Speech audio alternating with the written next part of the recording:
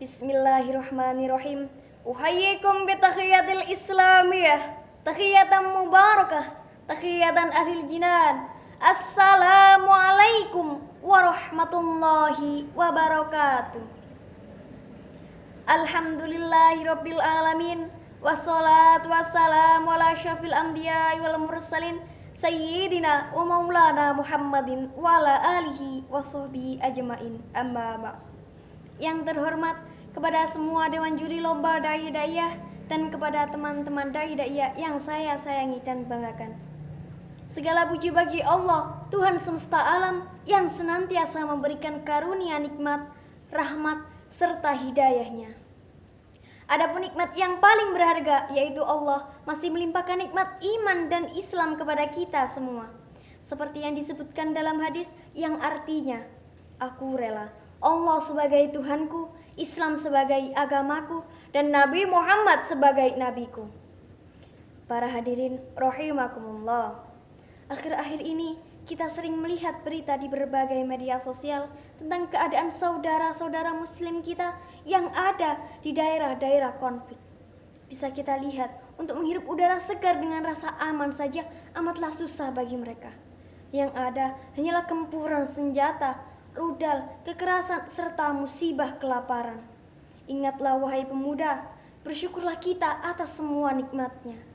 Seperti yang disebutkan dalam firman Allah pada Quran surat Ar-Rahman ayat 13 yang berbunyi, A'udzu billahi minasyaitonir rajim. Bismillahirrahmanirrahim. Fabi ayyi ala'i rabbikuma tukadziban. Al-ayah shadaqallahul adzim, yang artinya, maka nikmat Tuhanmu yang manakah yang akan kamu dustakan? Hendaklah kita beristighfar terlebih dahulu. Astaghfirullahaladzim.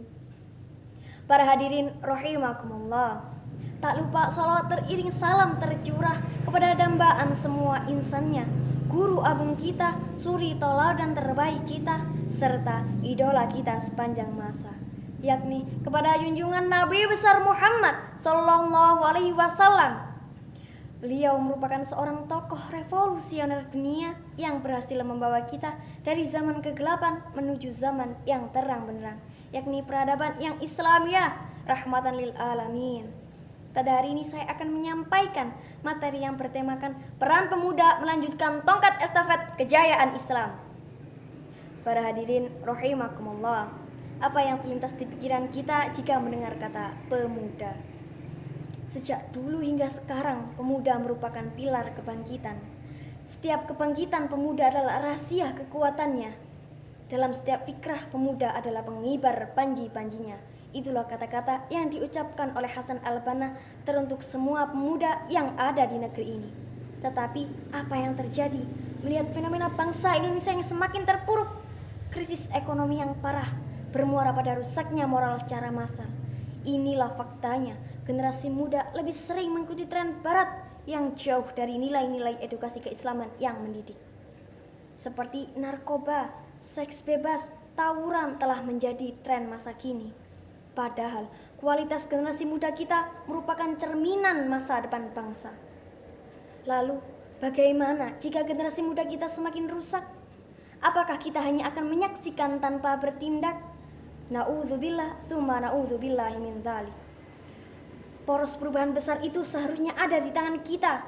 Lihatlah para pemuda Islam terdahulu, seperti Ali bin Abi Thalib yang dibina sejak usia 8 tahun, Utsman bin Affan sejak 17 tahun, Usama bin Zaid sejak 18 tahun, dan masih banyak lagi. Mereka adalah para pemuda generasi pertama yang berhasil dibina oleh Rasul dengan hasil yang gemilang. Para hadirin rahimakumullah, ingatkah kita pada kisah pemuda Usama bin Zaid? Ia tak lebih dari seorang pemuda biasa, tapi di zamannya ia dijuluki sebagai seorang panglima perang termuda dan dikenal sebagai pemuda yang berani dan tangguh. Masya Allah. Di antara lainnya ada kisah Salahuddin al-Ayyubi. Ia adalah seorang pemuda yang berwibawa karena ia bisa mempersatukan kembali negeri Islam yang tercerai-berai. Mulai dari sungai Yufrat sampai dengan sungai Nil dan mengalahkan kekuatan salib di Hattin pada tahun 1187 Masehi dan disusul setahun kemudian menaklukkan Yerusalem. Para hadirin rahimakumullah, siapa yang tidak kenal dengan Muhammad Al-Fatih? Ia adalah seorang pemuda berusia 24 tahun yang memimpin pasukannya untuk menaklukkan Konstantinopel pada bulan Mei 1453 Masehi. Para hadirin rahimakumullah, paling tidak ibrah yang bisa kita ambil dari kisah-kisah tersebut mampu menjadikan kita modal awal untuk terus berjuang, terus bersemangat, berprestasi dan berkeinginan kuat untuk menegakkan agama Allah. Lahirnya tongkat estafet kejayaan Islam akan lahir dari pemuda yang cinta kepada agamanya, cinta kepada Rasulnya, dan cinta kepada Al-Quran. Ayo siapkan diri kita untuk berani berhijrah, berpengetahuan yang luas, berbudi pekerti yang luhur, berprestasi, dan menjadi generasi muda yang siap tempur untuk mengepakkan sayap-sayapnya. Kalau kita menginginkan perubahan besar di negeri ini, maka ubahlah generasi muda kita.